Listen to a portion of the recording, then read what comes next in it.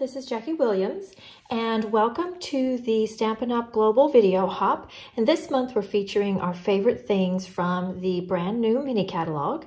Now, I'm also going to incorporate in these celebration papers. So these are not in the mini catalog, but are one of the many free gifts you can choose when your order equals the qualifying amount in your country. So this side, you see we've got some pretty floral patterns and these dot patterns, which are meant for die cutting or used as polka dots. And on the other side, we have more of the solid prints that work in beautifully with the florals or on their own. Now, the favorite products that I picked from the mini catalog to focus on are two. I've chosen the Valentine Keepsakes. Now, this was on my very first order. It's just a simple, cute stamp set, which I really enjoy the cute images. And also, I've chosen to work in the Stitched with Whimsey dies. I want to show you how these work and how adorable they are and can work in with many of your images. So the project I want to share with you today is something of a fun fold, but nothing too complex this time. It's just like a little wallet card, and you open it up and you have a little pocket here, or you can adhere this down flat or not adhere it down at all. So I'm going to show you just another little variation of this today and give you the measurements for this. And this is using all of the products that I just shared with you. So let's start with our card base. I'm choosing to use the thick basic white, and I have cut it at 7 inches across. And then this is 8 1/4. So it's the size of an A4 piece of paper, or slightly smaller if you are using the letter sized paper. And then I have scored it at, let me turn it around, 1 3/4 inches and 5 3/4 inches, leaving a 4-inch inner for the card. So it will fold up like this. So it's very simple, but those are the measurements that to create this, and that will work with whatever size paper that you have. And then I have cut some mats and some of the printed papers. And the blue mat, or the Night of Navy mat for this front piece, is 6 3/4 inches by 2 1/4 inches. And then the designer series paper is 6 5/8 inches by 2 1/8 inch. Okay, and I might put all of these in the description as well, so you can refer to them. And then this piece down here would be the same 6 3/4 inches, but this one then is 1 1/2 inches tall for the blue piece. Oops. Now this time for the inner, instead of adhering this down for a pocket, I'm going to have it open up. So I'm going to go ahead and add that same size of piece on this side as well. So I've got 2 variations of this card, like so. Now, also for the front, I had a little piece of the designer series paper showing down here at the bottom. So what I did here was adhered a Night of Navy panel, the same size as the front one, so 6 3/4 by 2 1/4 in here. And then I'm going to have this piece showing this way, and then I'll have a little piece here. But what I'm going to do is just tear this off. So I've cut this to 3 inches, so I have enough extra here to just tear a little bit off. You could just cut it to the size you want if you don't like the look of tearing or don't want to kind of guess on the size. I'm just going to use my fingers to roll up the edges a little bit.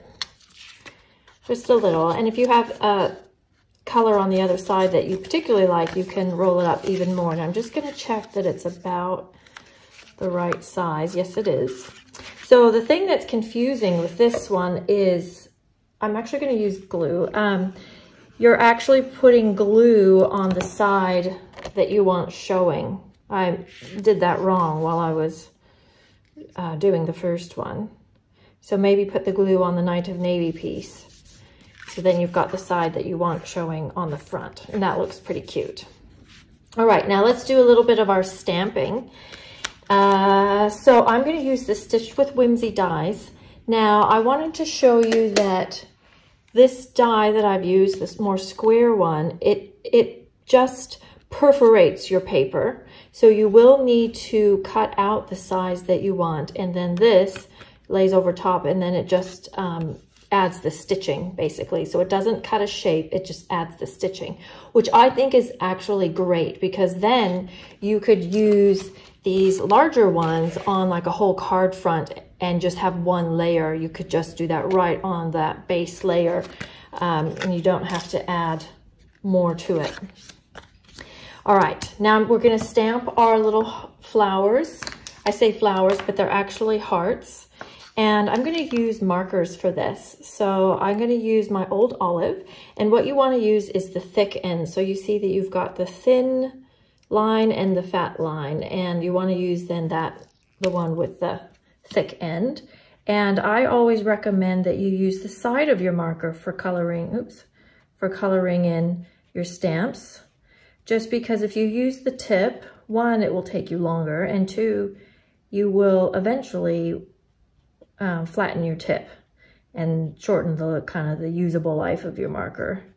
So you don't want that. You want to make them last as long as you can.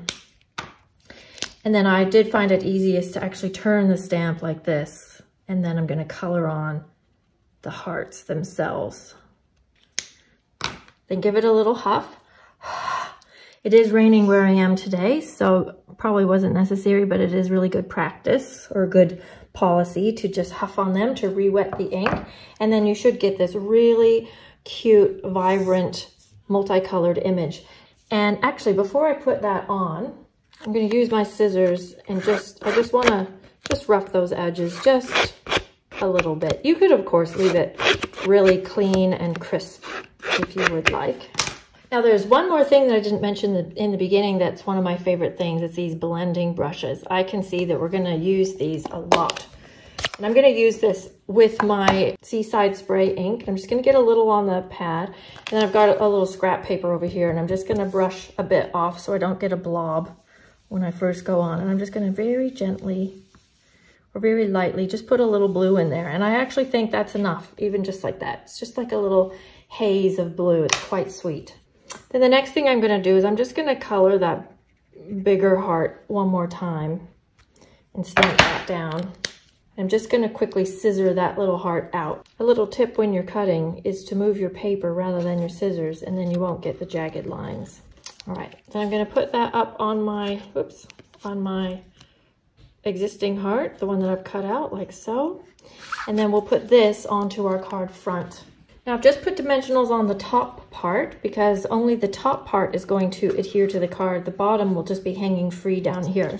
But before I put that on, I'm going to do one more thing. I'm going to put a bit of tear and tape along the left-hand side and expose that. And I'm going to grab some of the Seaside Spray metallic ribbon, and I'm going to add that to my project like this. I'm going to have like a little tail hanging off.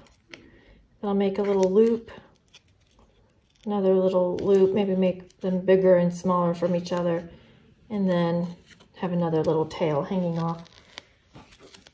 So it will look something like that, and then just trim it. I'll leave it like that. And then if you would like, as an extra, you could add some of the polka dot tulle, and hopefully you can see that. And I'm just going to add a little piece up here as well, and you can adhere that down more if you want, but there's probably enough tape exposed that it will be fine. I might just add one more dimensional here, and then we'll go ahead and put that to our card front now. It looks so cute. I love these colors together. Let's add a bit of Winkostella to our hearts. Okay, now for a little bit of balance, let's add, using the, I believe this is called the Classic Label Punch, and some of the striped paper. I'm just going to grab one of these.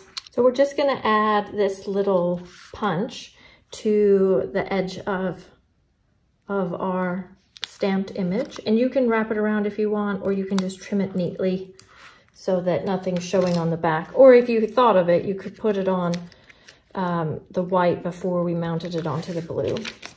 Now we're going to add some of our blue adhesive gems. These were in the Christmas catalog. Even though they're not showing in any of the catalogs right now, they are still available for purchase. So you can still get these and use these if you would like. Okay, I'll just add one of those. And then the last thing I want to do is just add a little label. So this With Love is from this Valentine Keepsakes stamp set. The little tag is actually from the hydrangea dies, or you may have something of a similar size in another set that you have. And then I've just tied some twine around it, and this is actually from the Snail Mail suite. It's a little bundle of Blushing Bride and Whisper White twine. And then just decide where you want that to sit. I think I'll have it about there. There we go. And then the very last thing I want to do is just add a little bit more sparkle. It is cute as is, but I just want to add a few more rhinestones. Okay, and then inside our card, we'll stamp the Something Sweet for Someone Sweet here. That's in Night of Navy. And then I'll use the Rococo Rose and the little flower stamps that are in this set here. I think, yeah, I might add another one here. There. That's pretty cute. Just a nice little, it could be for anything card, just for someone special to you. Now, this one is just slightly different. I oriented the tag slightly differently. And like I mentioned earlier, this one I folded up and adhered down as a pocket. So I was thinking it'd be cute for a photo, or I made it long enough that you could put actual cash in there, or easily fit a gift card or something along those lines. So I hope you enjoyed that, and I hope you give the Stitched with Whimsy and the Valentine Keepsakes products a look. Thanks for watching. Enjoy the rest of your hop, and please subscribe while you're here. I look forward to sharing with you again.